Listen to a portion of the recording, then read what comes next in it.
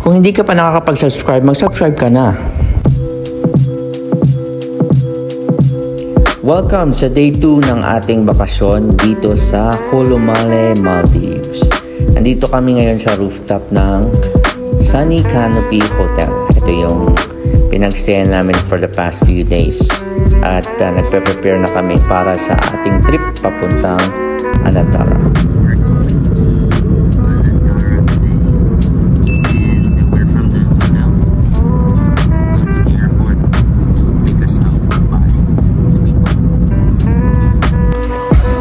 Lang yung dating namin, punta kami ngayong Anantara dito sa South Malé Atoll. Inaantay pa namin yung ibang mga guests para sa boat transfer.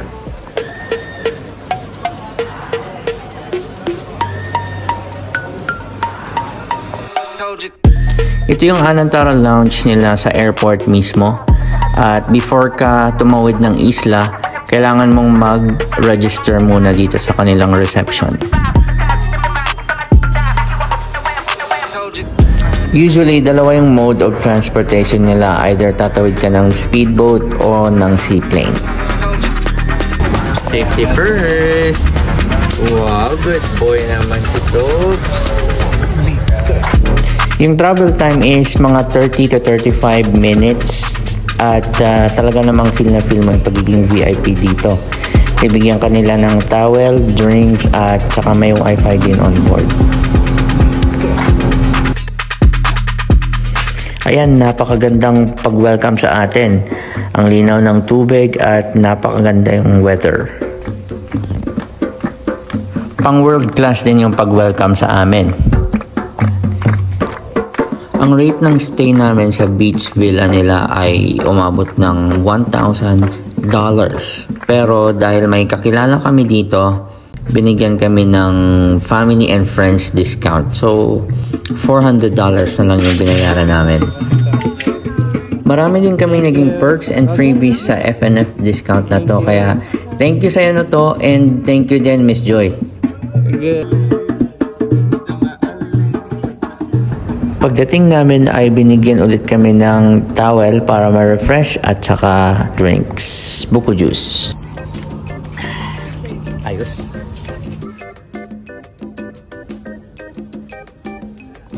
You ready? Yes. So I discussed down here.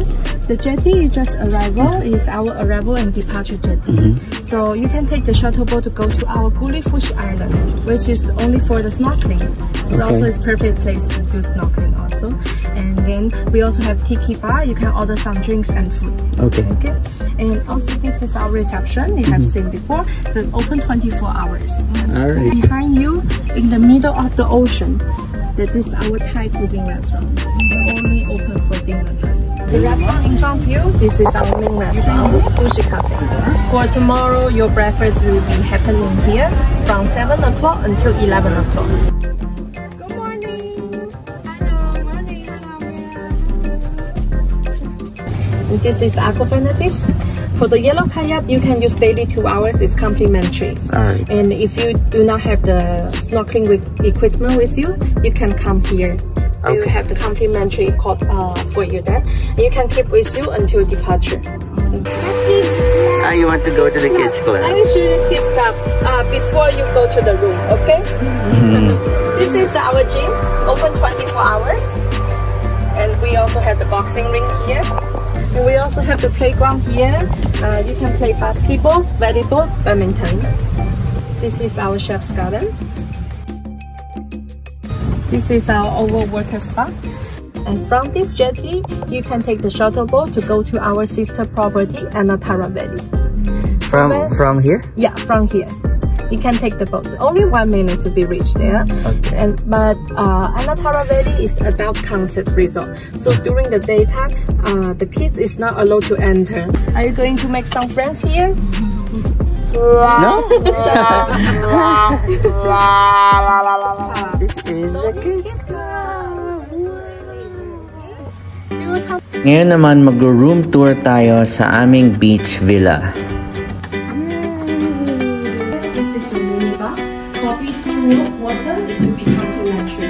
In the water, we place for you the beach bag. You can use during your stay. You also can take this as a souvenir. We do have the indoor outdoor sleeper. It's behind you in the water. Also have the yoga. This is yours. Wow, a nice bathroom with a nice bathtub. You're gonna take a bath now? This is yours. You have outdoor shower room here. So later you gonna take shower first or go to this part first? Shower or kids club? Shower. Super sulit talaga yung stay namin dito. Napakaganda ng room namin at malaki pa. Then marami kaming freebies like may pa-welcome drinks and snacks. Also may coffee din. And free din yung breakfast namin. Plus may discount pa kami sa mga restaurants and activities nila. Another show still with you. So Mr. Daisy, if you need anything, you can dial 0 from your room. We are open 24 hours. Alright, thank you. Thanks.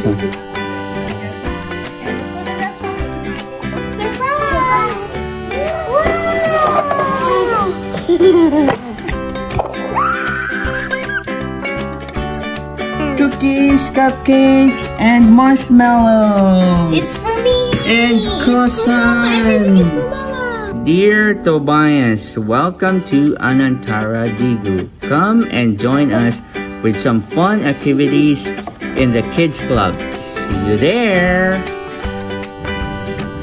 Ang pinakaunang ginawa namin ay siyempre mag-enjoy sa beach.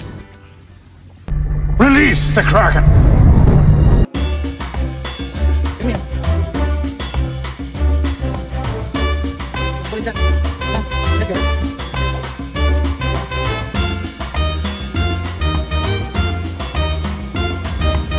Wow. Gagalit na eh. Asa ko yan? Huli ka.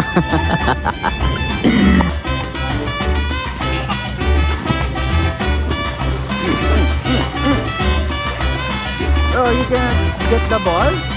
Oh no. You like the ball. Yeah. Pagtapos namin mag-chill sa beach ay dumiretso kaagad kami sa kids club. Where are you? Where are you? Where are you now? Sari-saring mga activities din yung ma-enjoy ng mga kids dito.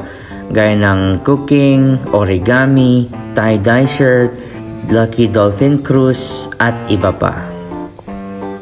When we're dancing, the night begins to shine! Wow! Good job!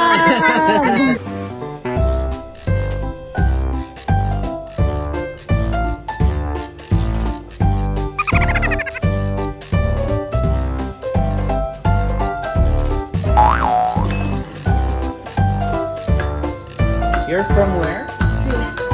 Oh, Sri Lanka. Are there many Sri Lankans here?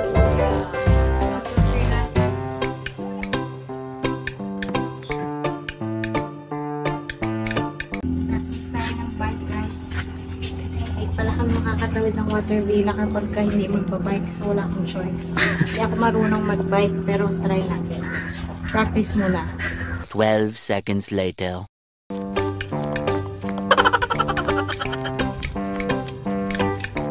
Papunta na sana kami ng water villa nito. Kaso lang medyo naligaw kami.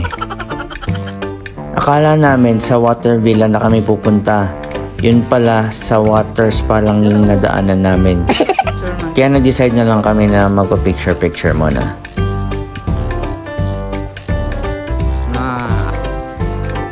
Ay, ganda ng view. Oo, 1, 2, 3 project. Ayan pa, oh. 1, 2. Ay, wow. Natakot si Toby dito. Akala niya lalamunin ng alon si mama niya. There's a wave, Mama. Huh? There's a wave, mama. There's a wave. Habang hinihintay namin yung water villa tour, ay na-decide muna kaming i-enjoy ang beach at mag-picture-picture. Amo ng staff dito. Okay. This time, i-check natin yung mga water villas nila. At ang guide natin ay si Miss Joy. Siya yung common friend namin ni Noto and napaka-warm ng pag-welcome niya sa amin.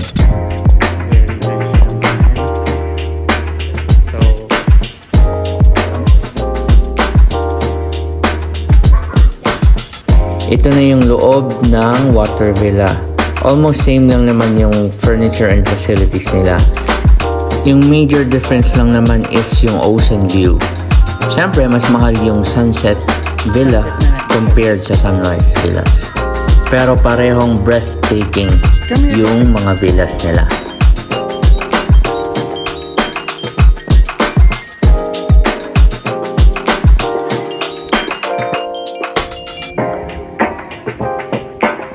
Look at this water there. Oh. Wow. She's from here? Yeah. Bogin ludahan niya din siya. Come here now. Masasabi kong isa ito sa pinakamagandang lugar at view na napuntahan namin. Ang sarap mag-chill dito, lalo na paghapon. Yung tamang kape lang sana o di kaya beer tsaka barbecue. Sold na. Yung rate dito is umaabot ng almost $1,500 per night. Depende pa yun kung high season or low season. Kaya sabi ko nga kay G, pag babalik kami dito siguro milyonaryo na kami.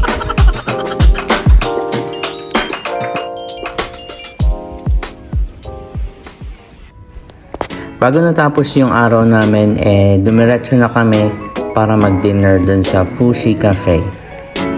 Siyempre, gutom na gutom kami, no? Wala kaming kinain buong araw eh. Bago kami pumunta dito, nagbaon kami ng maraming groceries para lang makatipid.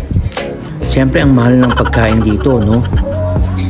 Katunayan, yung bill namin umabot ng $200 pero dahil may discount kami, $100 lang yung binayaran namin. Good for 2 adults na yun at saka yung baby namin. In fairness, kahit medyo kamahalan yung prices nila, madami silang options saka naka-international buffet yung setting. May kids corner sila, may pork din, Arabic corner, lahat ng klase ng beef at saka seafood. So, sulit na sulit. Ito yung pinaka nagustuhan ko, yung grilled tuna nila kasi fresh na fresh at yung Maldivian curry na tuna. Sobrang gutom na namin nun kaya hindi na namin napicturan or na-videohan yung mga nakain namin. Ito na lang yung ice cream para kay Toby. Wow, sprinkle! Yay!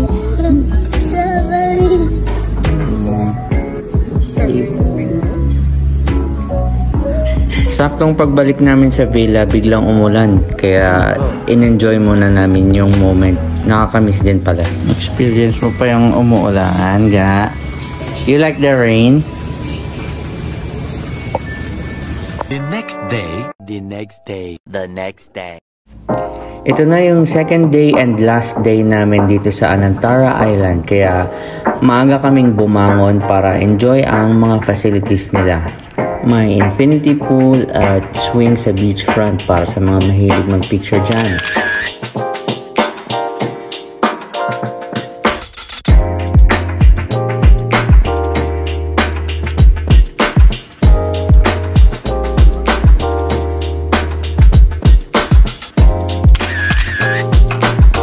Parang halos 2 days din yung stay namin dito kasi kahit 1 night lang yung binook namin.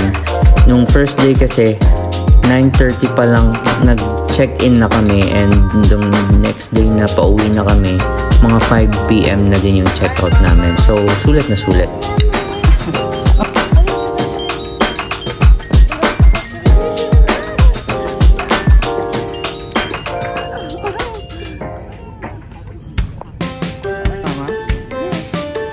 After namin mag-swimming, dumiretso kami kaagad sa Fushi Cafe.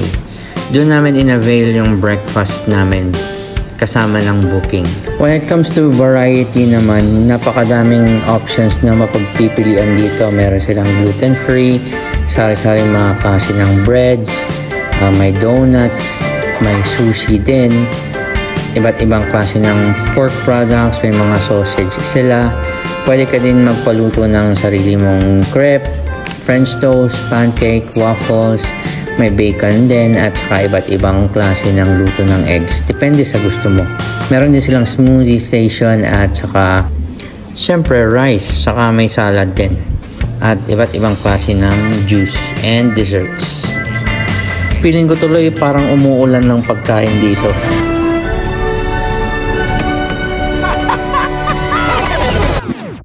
Just lang. Pero ang dami nga naming nakain dito. Eggs, yung kinuha ko ngayon. At may beef, chicken,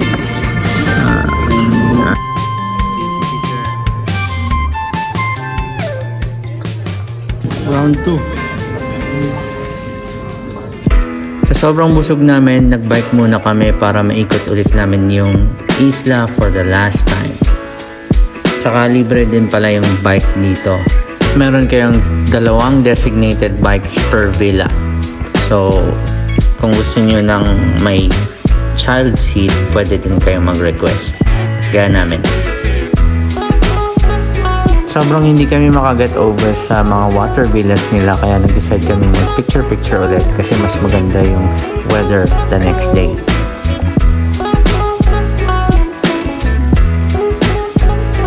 Super clear ng tubig dito at ang ganda talaga ng beaches, kaya parang mapapaswimming ka talaga every time na nakikita mo yung ganito kagandang view.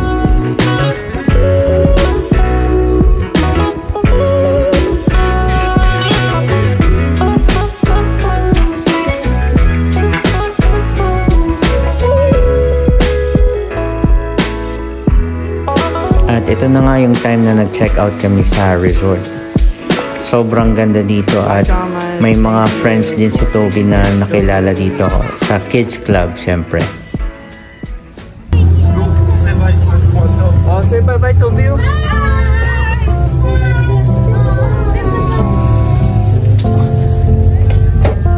Thank you.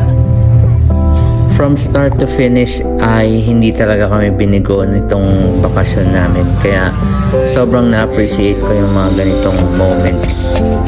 Para kasi sa mga OFW na kagaya namin, puro lang kasi trabaho at bahay yung alam namin, kaya maganda din yung mga ganitong opportunity na nakapag-travel ka kasama yung family mo.